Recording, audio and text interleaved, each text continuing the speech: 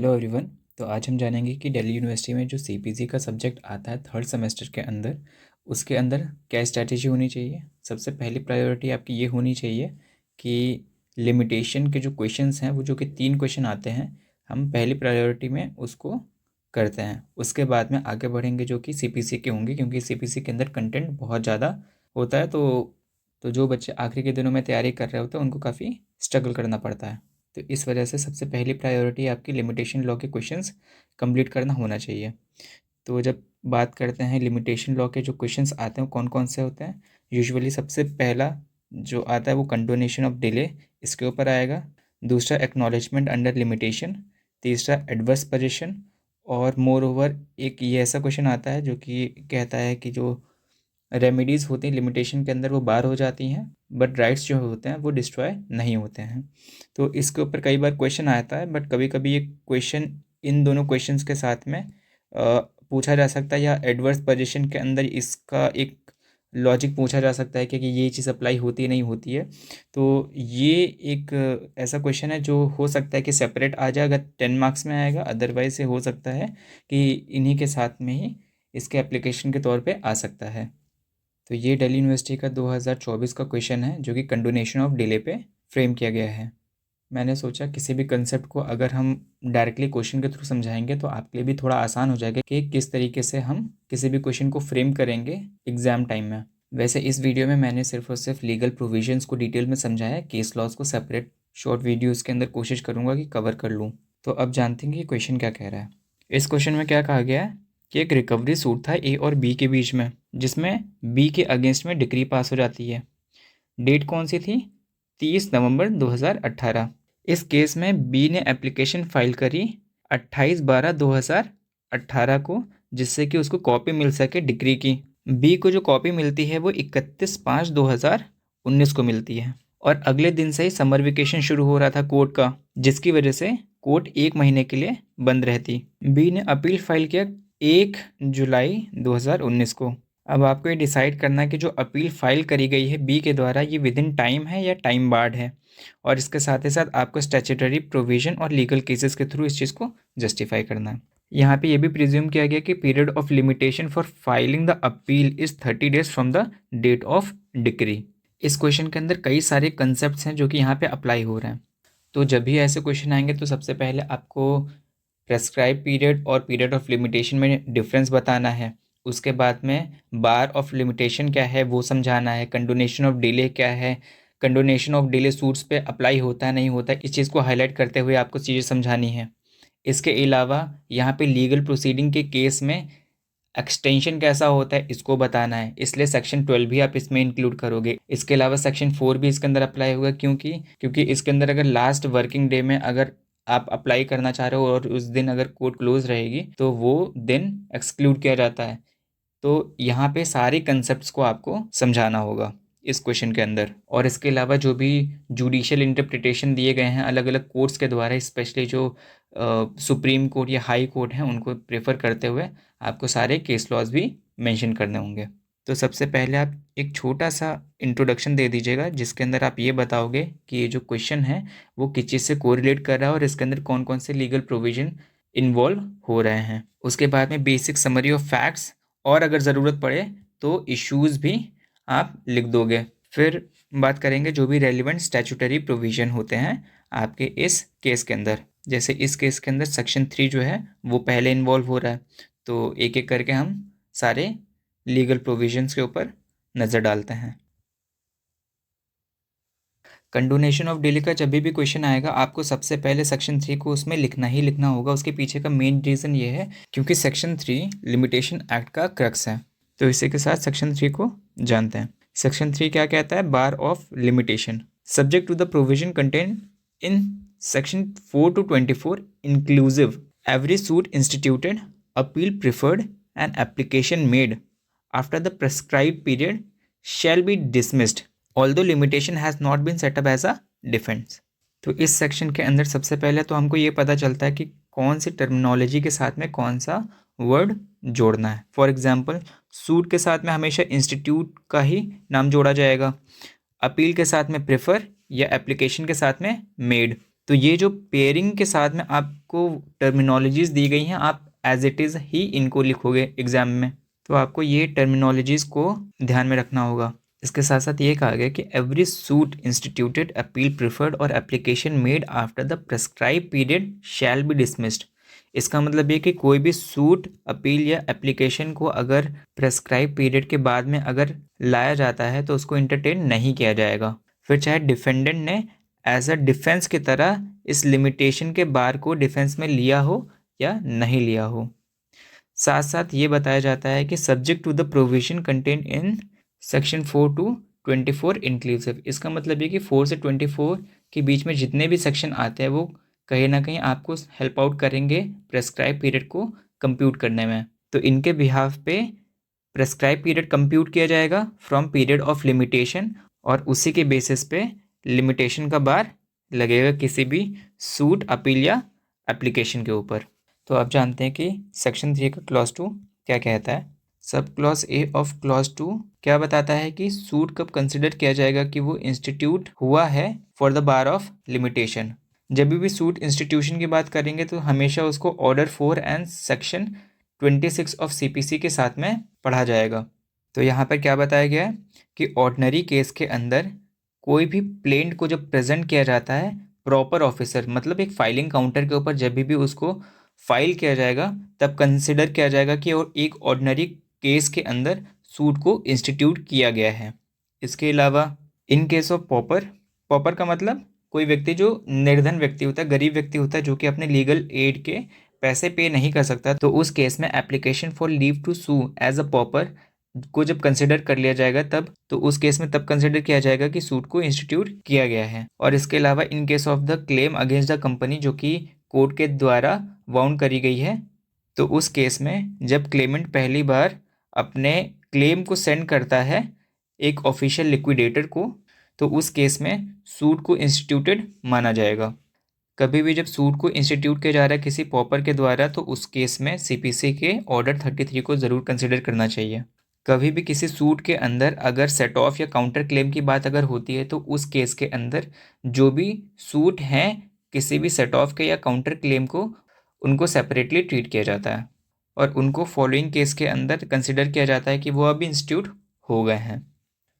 तो एक एग्जाम्पल के थ्रू समझते हैं कि सेट ऑफ और काउंटर क्लेम में क्या डिफरेंस होता है। सपोज एक पर्सन ए है जिसने बी को कुछ पैसे दिए, सपोज कर लेते हैं 50,000 रुपीज़ बी को ए ने दिए हैं और उसके अगेंस्ट में इसने एक बाइक रख ली है बी की। अब होता क्या है कि लेटर ऑन जो बी था वो फेल हो जाता है ये पैसे ए को रिटर्न करने में। तो ए ने क्या किया कि इस बाइक को सोल्ड कर दिया, जिससे उसको जो भी उसका पैसा था 50,000 वो उसको वापस मिल गया। लेटर ऑन होता क्या है कि बी क्लेम करता है कि मुझको मेरी बाइक वापस चाहिए, तो ए क्या कहेगा कि वो एडजस्ट कर लिया जाएगा सेट ऑफ के माध्यम से, क्योंकि उसने बाइक को बेच करके 50,000 रुपीज़ हासिल कर लिए हैं। तो ऐसा एग्जाम्पल हो सकता है सेट ऑफ के केस में। और यहीं पे सपोज़ ऐसा होता है कि बी ने ए से 50,000 रुपये लिए और उसके अगेंस्ट में उसने गोल्ड रखवा दिया जो कि 2 लाख रुपए के गोल्ड थे। और इस केस में भी अगर बी 50,000 रुपये वापस रिटर्न करने में फेल हो जाता है, और बट यहाँ पे क्या है कि ए ने गोल्ड को सोल्ड करके 2 लाख रुपए एनी हाउ रिकवर कर लिए, तो अगर बी चाहे तो या तो अपना गोल्ड मांग सकता है या तो फिर 2 लाख रुपए में से जो भी बचा हुआ पैसे होते हैं लाइक 1.5 लाख रुपए, तो वो काउंटर क्लेम कर सकता है। तो इसको क्या कहेंगे, काउंटर क्लेम कहेंगे। होप सो आपको इस एग्जाम्पल के थ्रू समझ में आ गया होगा कि काउंटर क्लेम और सेट ऑफ के अंदर क्या डिफरेंस होता है।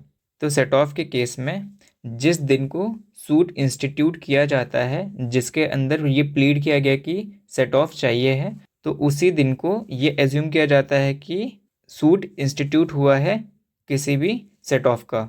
तो जब भी सेट ऑफ की बात करते हैं तो उसमें रेट्रोस्पेक्टिवली डेट को कंसिडर किया जाता है जिस दिन को सूट इंस्टीट्यूट किया गया था। बट वहीं पे जब बात करते हैं काउंटर क्लेम की, तो काउंटर क्लेम जिस दिन को कोर्ट के अंदर काउंटर क्लेम की बात रखी जाती है उसी दिन को कंसिडर किया जाता है कि वो सूट इंस्टीट्यूट हुआ है काउंटर क्लेम के लिए। और थर्ड क्लॉज के अंदर ये कहा गया कि an application by the notice of the motion in the high court is made when the application is presented to the proper officer in that court.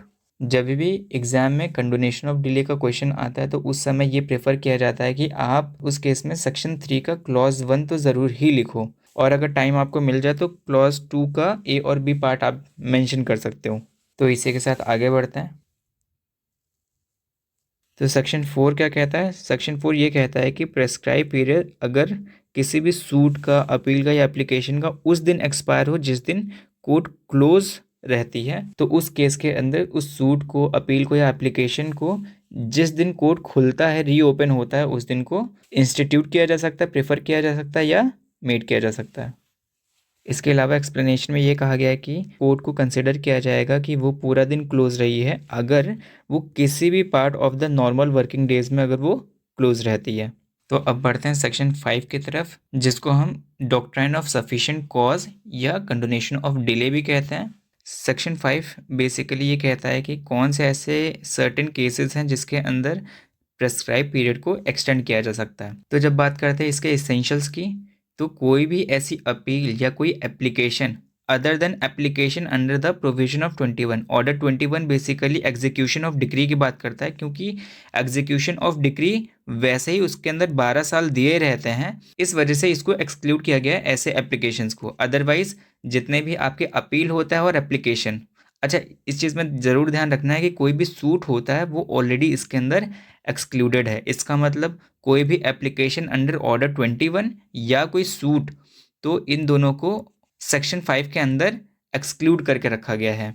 May be admitted after the prescribed period. अब यहाँ पे may be से ये चीज़ clear हो गई कि court के पास discretionary power है कि वो प्रेस्क्राइब पीरियड को एडमिट करे या ना करें, कंसिडरिंग द सिचुएशन कि जो अपेलेंट है या जो एप्लीकेंट है वो सेटिस्फाई करता है कोर्ट को कि उसके पास सफिशिएंट कॉज है कि वो किस वजह से अपील को प्रेफर नहीं कर पाया या एप्लीकेशन को नहीं दे पाया। तो जब सेक्शन 5 के की इंग्रेडिएंट्स की बात करते हैं तो ये एप्लीकेबल किसके ऊपर होगा? किसी भी अपील के ऊपर, एप्लीकेशन के ऊपर क्या चीज़ एक्सक्लूडेड है? सबसे पहला तो एग्जीक्यूशन ऑफ डिक्री जो कि ऑर्डर 21 के अंदर आता है, और इसके अलावा जितने भी सूट्स होते हैं वो एक्सक्लूडेड हैं। इसके अलावा मे बी एडमिटेड का मतलब है यहाँ पे कोर्ट की डिस्क्रिशन रहेगी। इसके अलावा कोर्ट को सेटिस्फाई करना पड़ेगा और सफिशिएंट कॉज होना चाहिए। जब कोर्ट सेटिस्फैक्शन की बात करते हैं तो डे टू डे बेसिस आपका डेज को जस्टिफाई करना पड़ेगा कि आपको ये ऐसा डिले हुआ क्यों है। इसके साथ साथ एक्सप्लेनेशन के अंदर ये लिखा हुआ है कि अपलांट हो या एप्लीकेंट अगर वो मिसलीड हो जाता है किसी भी ऑर्डर, प्रैक्टिस या जजमेंट ऑफ हाई कोर्ट से जिसमें ये असर्टेन किया गया है कि किस तरीके से प्रेस्क्राइब पीरियड को कंप्यूट किया जाएगा, तो वो भी एक सफिशिएंट कॉज हो सकता है within the meaning of this section. But at the end में discretion of the court still exist कर ही रही है। इसी के साथ आगे बढ़ते हैं। इसके अलावा इस केस के अंदर सेक्शन 12 का भी रोल है। तो सेक्शन 12 क्या कहता है? Exclusion of time in a legal proceeding. Clause 1 of section 12 जो है वो डे ऑफ रेकनिंग को एक्सक्लूड करता है। डे ऑफ रेकनिंग का मतलब क्या है कि वो दिन जिस दिन को कोई जजमेंट सुनाया गया था या ऑर्डर पास हुआ था, कोई डिक्री आई थी, तो उस दिन को डे ऑफ रेकनिंग कहा जाएगा। तो देखते हैं कि क्लॉज 1 क्या कह रहा है। In computing the period of limitation for any suit, appeal और application, the day from which such period is to be record shall be excluded. ये चीज़ स्पेसिफाई कर रहा है कि डे ऑफ रेकनिंग जो होगा वो एक्सक्लूड होगा। फॉर एग्जाम्पल किसी सूट के अंदर जो जजमेंट आया है वो 15 सितंबर को सपोज आया है, तो 15 सितंबर को एक्सक्लूड किया जाएगा। जो डेट काउंट होगा फॉर पीरियड ऑफ लिमिटेशन वो 16 ऑनवर्ड चालू होगा। और जब बात करते हैं सेक्शन 12 के क्लॉज 2 की, तो वो क्या कहता है? In computing the period of limitation for the appeal और an application for leaving the appeal और फॉर रिविजन और for review of the judgement, the day on which judgement complaint of was pronounced, मतलब जिस दिन को judgement को pronounce किया गया। इसके अलावा the time required for the obtaining of copy of decree, sentence और ऑर्डर अपील्ड फ्रॉम और sought to be revise reviewed shall be excluded. इसका मतलब ये कि जो पहला दिन होगा जिस दिन जजमेंट आया था, और इसके अलावा कोई भी डॉक्यूमेंट को लेने में जो भी टाइम पीरियड लगता है, स्पेशली कौन से, obtaining the copy of decree, sentence या ऑर्डर, तो इसके बीच में जो भी टाइम रिक्वेसाइट होगा उसको एक्सक्लूड कर दिया जाएगा। तो हमारी इस केस के अंदर सेक्शन 12 का क्लॉज 1 और क्लॉज 2 की रिक्वायरमेंट थी। जब बात करते हैं क्लॉज 3 की, तो जिस तरह यहाँ पे copy obtain for the decree, sentence, order की बात कर रहा है, तो यहाँ पे copy obtain for judgement third clause के अंदर, और कॉपी ऑब्टेन फॉर अवार्ड जो कि कहाँ एक्सक्लूड किया जा रहा है, क्लॉज 4 के अंदर। तो जितना भी टाइम ऐसे किसी भी कॉपी को ऑब्टेन करने में लगता है उसको एक्सक्लूड किया गया है। पर यहाँ पे आप नोटिस करिएगा कि एक्सप्लेनेशन में ये साफ लिखी गई है कि ऐसी किसी भी कॉपी को ऑब्टेन करने के लिए जो भी आपको एप्लीकेशन बनाना पड़ता है, उस एप्लीकेशन को बनाने के लिए जितना टाइम लगता है वो टाइम इंक्लूडेड नहीं होगा। फॉर एग्ज़ाम्पल, एप्लीकेशन जो आपने अप्लाई करी है वो 16 सितंबर से करी, पर इससे पहले आपको उस एप्लीकेशन को प्रिपेयर करने में 3 दिन का टाइम लगा, तो वो जो 3 दिन आपको इस एप्लीकेशन को प्रिपेयर करने में टाइम लगा था, इसको इंक्लूड नहीं किया जाएगा। तो अब आते हैं अपने फैक्ट्स के ऊपर। तो जब हम बात करते हैं समरी ऑफ फैक्ट्स की, तो इस केस के अंदर डेट ऑफ डिक्री क्या दी गई है, November 30 of 2018। 30 दिन का लिमिटेशन पीरियड था अपील के लिए, और डिक्री की सर्टिफाइड कॉपी ऑब्टेन करने की जो एप्लीकेशन डाली गई है वो है 28 December 2018। इसका मतलब अगर हम गैप देखें तो कितने दिन का गैप है, 28 डेज का गैप यहाँ पे पता चल रहा है। फिर जिस दिन डिक्री की सर्टिफाइड कॉपी रिसीव हुई है वो है 31 May 2019। तो इस बीच में अराउंड 5 मंथ्स हो चुके हैं। तो देखा जाए तो 30 डेज ही हमारे पास अपील को फाइल करने का टाइम पीरियड था। बट क्योंकि ये वाला जो टाइम पीरियड है ये ऑलरेडी एक लीगल प्रोसीडिंग के वजह से डिले हुआ है, तो इसको ऑलरेडी एक्सक्लूड किया जाएगा। ये चीज़ हमको किस सेक्शन से पता चलता है, सेक्शन 12। तो यहाँ पे सेक्शन 12 की रेलिवेंस पता चल गई। और इसके साथ जैसे ही उसके हाथ में कॉपी आई उसके अगले दिन से ही छुट्टी चालू हो गई समर वेकेशन की, तो 1 महीने के लिए ऑलरेडी छुट्टी हो गई। तो यहाँ पे हमारे पास सेक्शन 4 की रेलिवेंस यहाँ पे हम दिखा सकते हैं कि अगर हमारे पास लास्ट डे को अगर कोई एप्लीकेशन आती है और उस दिन अगर कोर्ट क्लोज होता है और जिस दिन रीओपन होगा कोर्ट, उस दिन को अपील फाइल करी जा सकती है, एप्लीकेशन फाइल किया जा सकता है। तो इस केस के अंदर जो 5 महीने का जो गैप आ रहा है उसको आप सेक्शन 12 के थ्रू जस्टिफाई करोगे। वहीं पे जो समर वेकेशन वाले जो हॉलीडेज़ हैं उसको सेक्शन 4 के थ्रू जस्टिफाई किया जाएगा। तो अगर सारे फैक्ट्स एंड सर्कमस्टांसेस को देखते हैं तो जो बी ने अपील फाइल करी है वो विद इन टाइम है, ना कि टाइम बार। तो इस तरीके से अपने इस केस स्टडी के अंदर आप अपने आंसर को कंक्लूड कर सकते हो। और नॉट ओनली दिस, आपको यहाँ पे लीगल प्रोविज़न भी जो भी इस कंडोनेशन ऑफ डिले के केस में आएंगे आपको वो भी पता चल गया। केसेस को देखते हैं आने वाली वीडियोस में, जैसे मुझे टाइम मिलता है मैं उसको पोस्ट करता हूँ। इसी के साथ मिलते हैं अगली वीडियो में। Thank you.